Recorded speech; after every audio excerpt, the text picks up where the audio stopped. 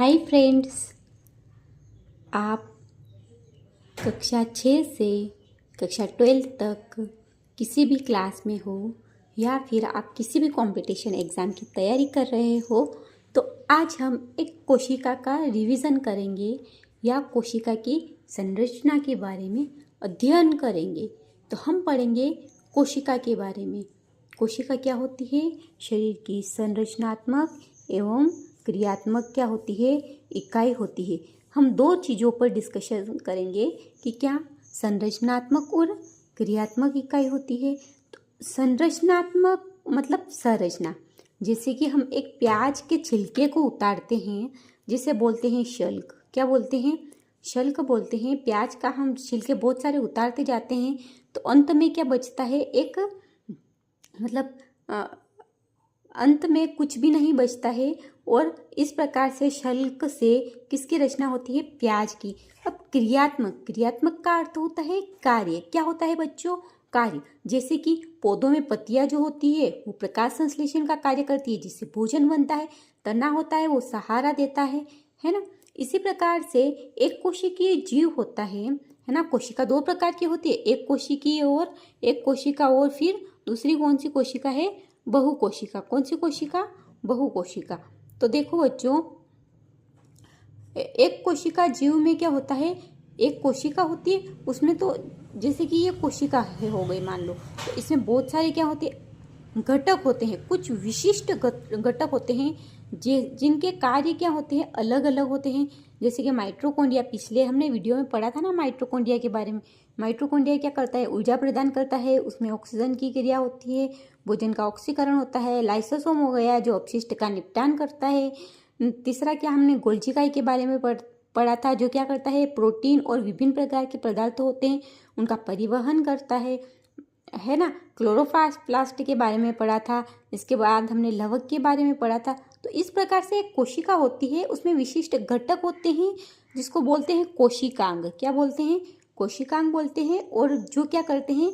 विशिष्ट कार्य करते हैं। यानी कि एक कोशिका होती है, उसमें भी क्या होता है?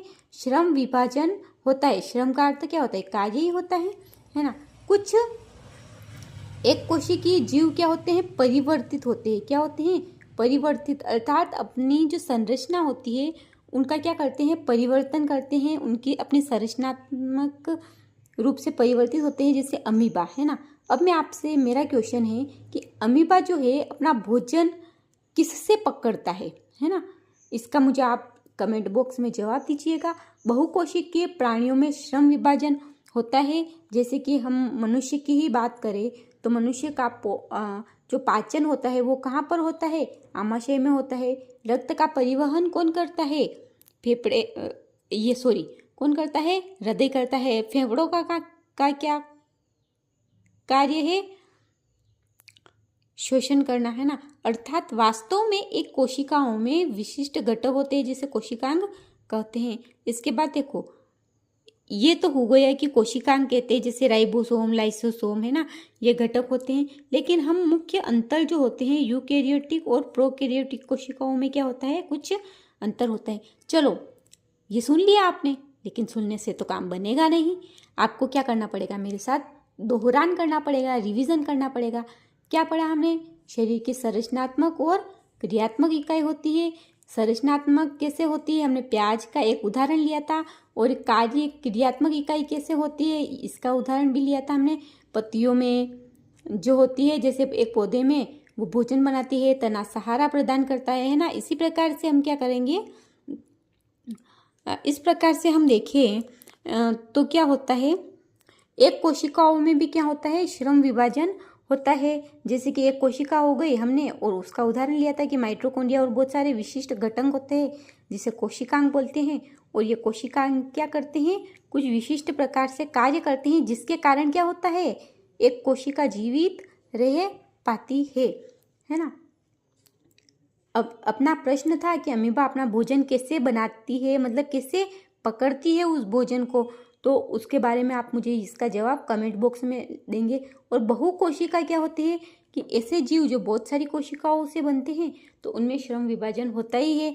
हम जिसे हमारे अंदर हमारे भोजन का पाचन कहाँ होता है, पेट के अंदर होता है। पेट के अंदर बहुत सारे पदार्थ होते हैं, पाचन तंत्र होता है ना, जिसमें क्या होता है, भोजन का पाचन होता है ना, जिसे आमाशय में होता है, जिससे कि रक्त का परिवहन कौन करता है, हृदय करता है।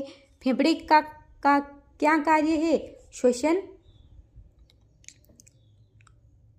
करना है ना। अब मुझे आप एक क्वेश्चन और पूछूंगी मैं आपसे कि हमारा जो श्वसन वर्णक जो होता है वो कौन होता है, ठीक है। अरे मेरे साथ बोल तो रहे हो ना। अर्थात वास्तव में एक कोशिकाओं में विशिष्ट घटक होते हैं जिसके बारे में हम पढ़ लिया है हमने ना। प्रोकैरियोटिक और यूकैरियोटिक में कुछ अंतर होते हैं जिसका हम अगले अध्याय में